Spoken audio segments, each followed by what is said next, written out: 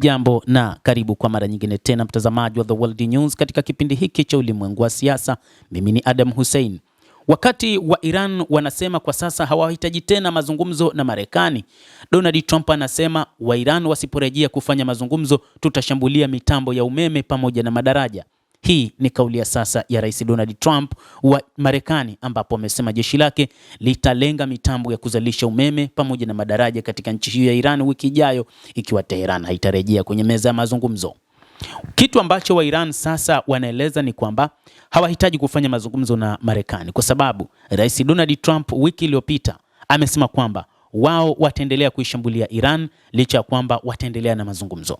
Kwa hivyo wa Iran wanaona kwamba hakuna sababu ya kuendelea na mazungumzo wakati Marekani ikifanya mashambulizi na kuharibu miundombinu ya taifa hilo la Kiajemi. Rais Donald Trump amesema wakati ambapo tunaendelea na mashambulizi lakini tutaendelea na mazungumzo, amesema kiongozi huyo. Akizungumza katika mahojiano na kituo cha Fox News, Trump amesema hatua hiyo itachukuliwa iwapo Iran haitokubali kuendelea na mazungumzo. Ikiwa Iran haitarejea kwenye meza ya mazungumzo, tutalenga mitambo yao ya umeme na madaraja wiki ijayo, alisema rais wa Marekani Donald Trump. Alipoulizwa kuhusu uwezekano wa kuanzisha operesheni ya vikosi vya ardhini, Trump hakutoa jibu la moja kwa moja. Sitazungumzia hilo kwa undani. Wakati mwingine operesheni ya ardhini inahitajika, lakini kuna watu wengine watakaoitekeleza kwa niaba yetu, alisema rais huyo wa Marekani.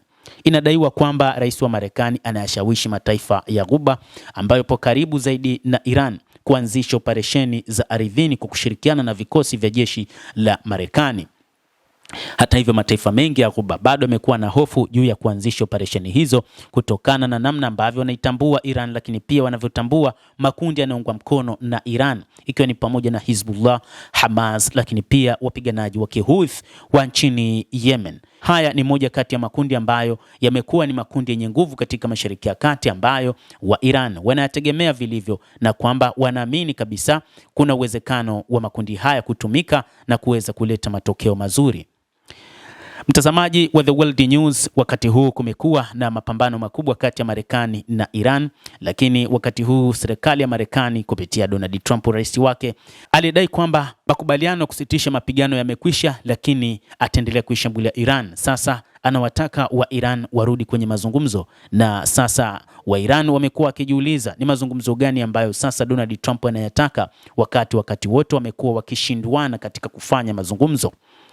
Baadhi ya wachambuzi wanasema kwamba kwa namna ambavyo wa Iran walivyo, huenda wakakubaliana hapo baadaye kuingia katika mazungumzo, licha ya kwamba moja kati ya viongozi wao ambaye ni naibu waziri wa mambo ya kigeni katika masuala ya kisheria amesema kwamba makubaliano ya kusitisha mapigano na Marekani yamevunjika. Huyu ni Kazim Gharibabad ambaye ni naibu waziri wa mambo ya nje wa masuala ya kisheria kutoka nchini Iran akizungumza hayo.